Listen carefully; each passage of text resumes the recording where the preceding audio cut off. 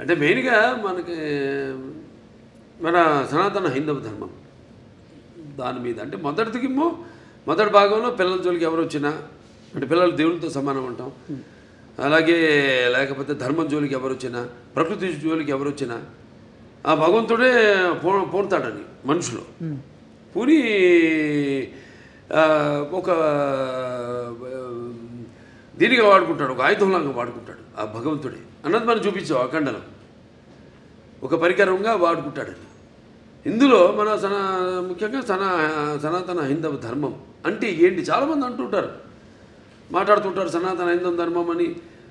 చాలామంది మన వాళ్ళకి అర్థం కాదు సనాతన హైందవ ధర్మం అంటే ఏంటో. సో దాన్ని ఎంతో అంటే సినిమా అన్నది ఒక మనిషి తన దైనందిన కార్యకలాపాలలో సతమతమవుతూ ఈ అన్న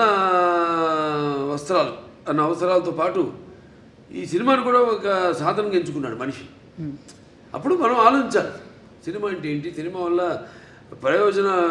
మనం ఎలా ఎటువంటి సినిమాలు తీయాలి అన్నది అటు నిర్మాతలు కానీ దర్శకులు కానీ నటులు కానీ ఆలోచించాలి ఎటువంటి సినిమాలు మనం ఇవ్వాలని. సో అటువంటి సనాతన ధర్మం మనం ఇప్పుడు జరుగుతుంటే ఈ సినిమాలో కాకతాళీయం ఈ సినిమా కాకతాళీయం